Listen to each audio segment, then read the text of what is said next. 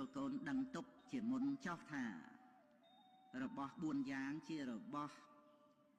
ដែលសូមបានដោយលំបាកជារបស់ដែលមិនងាយសូមបានតាមបំណងទេ1សូមមាសប្រាក់ទ្រព្យសម្បត្តិ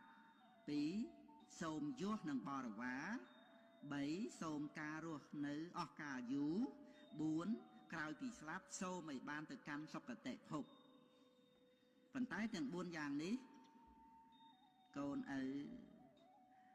មិនត្រូវសូមពីណាឡើយគឺត្រូវធ្វើឲ្យបានសម្រេចដោយខ្លួនឯងដោយសទ្ធាដោយសិលដោយសត្តៈ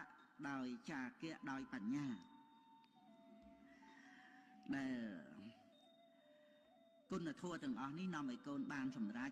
ទាំងក្នុងលោកនេះទាំងទៅក្នុងបរលោក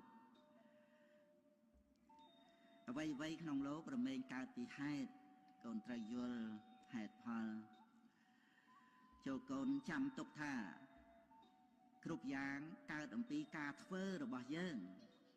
បើកូនធ្វើល្អកូននឹងបានផលល្អបើកូនធ្វើមិនល្អទេកូនក៏នឹងបានទទួលផលមិនល្អដែរពាក្យថាធ្វើល្អបានល្អធ្វើអាក្រក់បានអាក្រក់នឹងនៅតែត្រឹមត្រូវនឹងពិសោធន៍បានគ្រប់ពេលវេលាទាំងអស់ព្រោះថាសត្វលោករមែងប្រព្រឹត្តទៅតាមកម្មនឹងឯងឪពុកធ្លាប់ចាញ់អ្នកដទៃប៉ុន្តែឪពុកមិនធ្លាប់រួញរាថយក្រោយទេកូនមាសឪពុកក៏ដូចគ្នាដែរទោះបីចាញ់ក៏កុំរួញរាថយក្រោយឡើយហើយកូនឪនឹងបានឈ្នះកាលដែលកូនបានឈ្នះចូលកូនកុំមើលងាយអ្នកចាញ់ឲ្យសោះព្រោះការមើលងាយជាចំណុចខ្សោយរបស់អ្នកឈ្នះព្រះពុទ្ធអង្គទ្រង់ត្រាស់សម្ដែងថាអ្នកឈ្នះតែងប្រទះនៅពៀអ្នកចាញ់រមែងដេកជាទុក្ខដូច្នេះចូលកូនចាំទុកថាមិនមានការតស៊ូណាឲ្យប្រសើរជាងការតស៊ូយកឈ្នះចិត្តអាក្រក់របស់ខ្លួនឯងឡើយ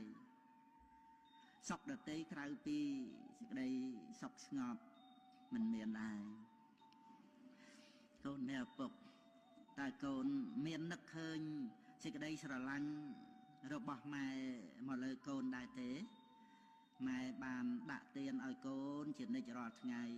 ម៉ែព្រមទទួលការលំបាកគ្រប់យ៉ាងជំនួសកូន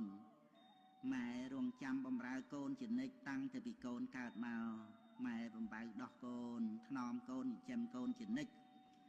ម៉ែភ័យញ័រអស់ខ្លួនប្រាណនៅពេលដែលកូនឈឺម្ដងហើយម៉ែជាគ្រូបង្រៀនឲ្យកូនបានចេះដឹង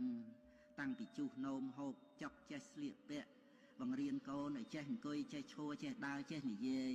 ជាដើម